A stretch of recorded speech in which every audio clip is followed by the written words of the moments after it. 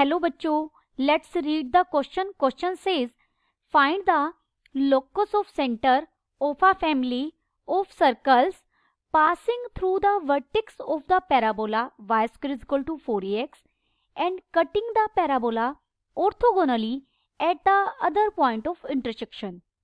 First we see the key concept. देखिए y square is equal to 4ax ये right handed parabola बनता है जिसका वर्टेक्स क्या है, वर्टेक्स इज 0 0. फोकस क्या होगा, फोकस इज a,0 एंड जिसकी पैरामीट्रिक फॉर्म होगी at² कोमा x को रखेंगे at² और y क्या होगा 2at. और इक्वेशन ऑफ टेंजेंट क्या होगी पैराबोला की,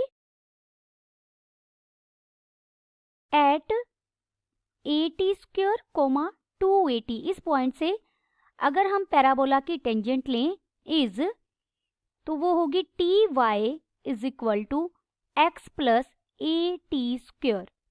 देखिए अब हमें लोकस फाइंड आउट करना है सेंटर का. किसका सेंटर है, ऐसे सर्कल जो इस पैराबोला के वर्टेक्स से पास हो रहे हैं. डायग्राम बनाएंगे हम यहाँ पहले. ये हमारा पैराबोला है y square is equal to 4ax. ये पैराबोला x एक्सिस के सिमेट्रिक होगा. इसका सेंटर क्या है O, ओरिजिन. एक सर्कल जो फैमिली ऑफ सर्कल, ऐसे जितने भी सर्कल हैं, मान लीजिए ये सर्कल है जो ओरिजिन से पास कर रहा है और जिस दूसरे पॉइंट पर ये पैराबोला को इंटरसेक्ट कर रहा है, ये दोनों ये ऑर्थोगोनली है. ऑर्थोगोनली होने का मतलब क्या है, आप यहाँ से इस पॉइंट पर पैराबोला की टेंजेंट लें, पैराबोला की टेंजेंट ये होगी और सर्कल की टेंजेंट ले इसी पॉइंट पर. वो दोनों एक दूसरे को क्या करती है 90 डिग्री पर कट कर रही हैं, वो ऑर्थोगोनल है. लेट p क्या है at² 2at be any point on parabola y square is equal to 4ax. Then vertex क्या है हमारा, वर्टेक्स इज O जिसके कोऑर्डिनेट्स हैं 0 0.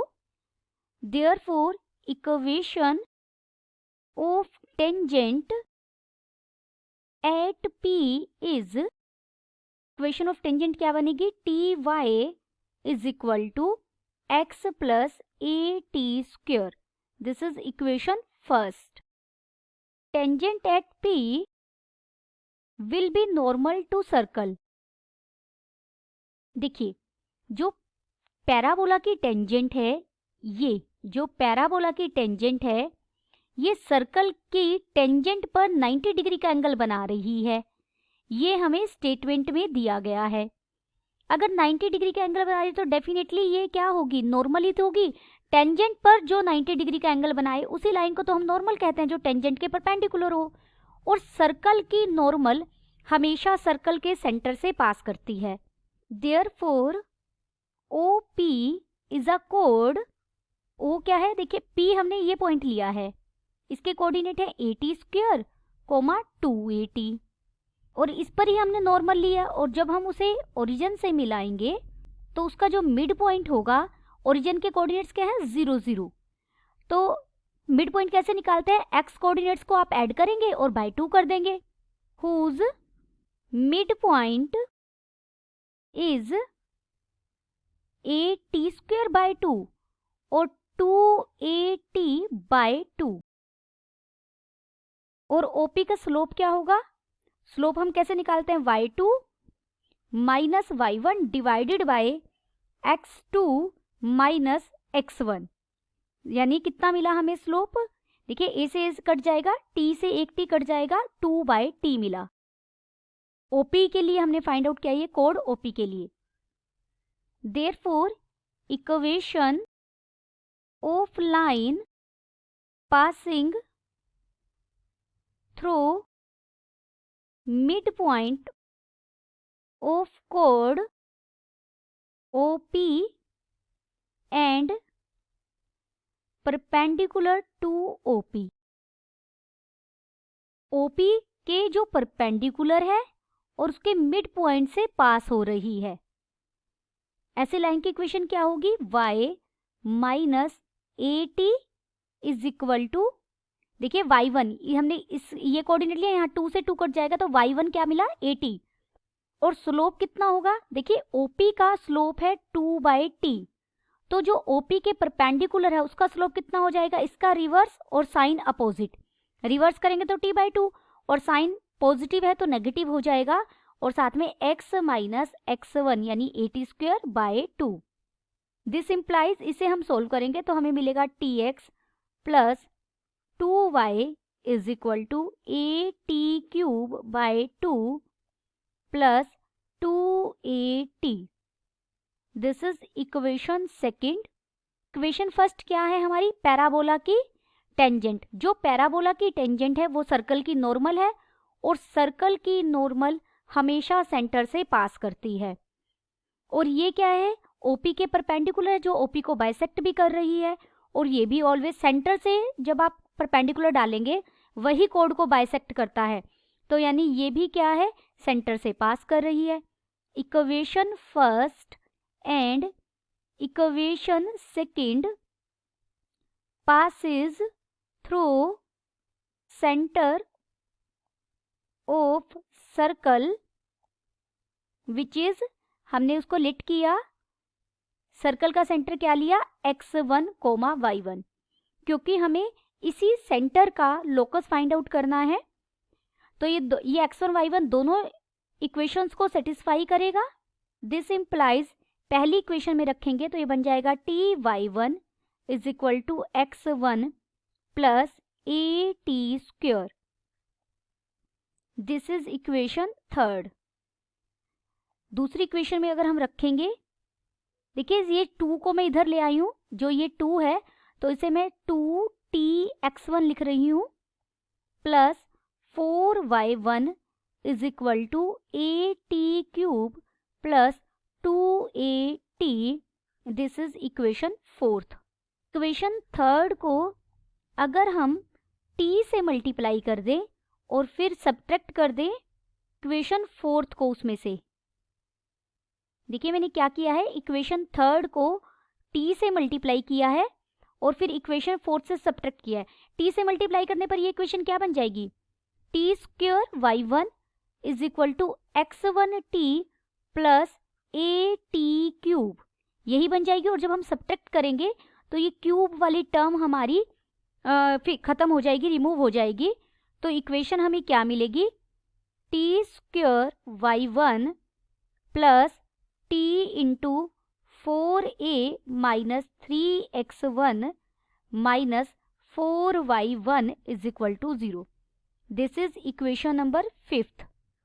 Also from equation third, equation third हमारी क्या थी, ty1 is equal to x1 plus AT², इसे मैं लिख सकती हूँ AT² minus ty1 plus x1 is equal to 0। This is equation number 6। Third ही है ये, थर्ड को ही मैंने सिर्फ लेफ्ट राइट में लेकर t² से शुरू किया है और लिखा है। अब ये दोनों इक्वेशंस को हम साइमल्टेनियसली सॉल्व करेंगे। देखिए t² है, यहाँ t² का कोएफिशिएंट क्या है y1, और यहाँ t² का कोएफिशिएंट क्या है a, यहाँ t का कोएफिशिएंट क्या है ये पूरा 4a माइनस 3x1, यहाँ t का कोएफिशिएंट क्या है माइनस y1, और कांस्टेंट टर्म माइनस 4y1 है और यहाँ x1 है। जब हम t² को करेंगे, t² के लिए t² के कोएफिशिएंट को छोड़कर इसको कांस्टेंट टर्म के साथ मल्टीप्लाई करेंगे, माइनस इसको इसके साथ मल्टीप्लाई करेंगे, तो ये बन जाएगा x1 into 4a minus 3x1 minus 4y1² is equal to t के ओवर में जब हम करेंगे तो t के कोएफिशिएंट को आपने ढक लेना है, छुपा लेना है। t² का जो कोएफिशिएंट है उसको कांस्टेंट टर्म के साथ मल्टीप्लाई करेंगे और रिवर्स में करेंगे तो ये बन जाएगा यहाँ पर माइनस 4ay1, यानी यहाँ पहले आपको इन दोनों को मल्टीप्लाई करना है इनके, और फिर माइनस में इन दोनों को मल्टीप्लाई करना है, तो ये बन जाएगा minus x1 y1 is equal to 1 constant term के लिए। अब कांस्टेंट टर्म को छोड़कर हम इन्हें मल्टीप्लाई करेंगे, इन दोनों के कोफिशिएंट माइनस इन दोनों के कोफिशिएंट, तो ये बन जाएगा minus y1 square minus a into 4a minus 3x1। This implies यहाँ से हमें टी स्क्वायर क्या मिलेगा, फर्स्ट और थर्ड मेंबर आप उठाएंगे तो x1 into 4a minus 3x1 minus 4y1 square divided bye minus y1 square minus a into 4a minus 3x1। और अगर सेकंड और थर्ड मेंबर उठाएंगे तो t क्या मिलेगा हमें, minus 4ay1 minus x1y1 divided by minus y1 square minus a into 4a minus 3x1। देखिए t की ये वैल्यू यहाँ टी स्क्वायर में पुट कर देंगे तो दिस इम्प्लाइज t की वैल्यू हमें क्या मिली थी, minus 4ay1 minus x1y1 divided by minus y1 square minus a into 4a minus 3x1 का स्क्वायर, ये t की वैल्यू है यानी t स्क्वायर इक्वल है किसके, x1 into 4a minus 3x1 minus 4y1 square divided bye minus y1 square minus a into 4a minus 3x1।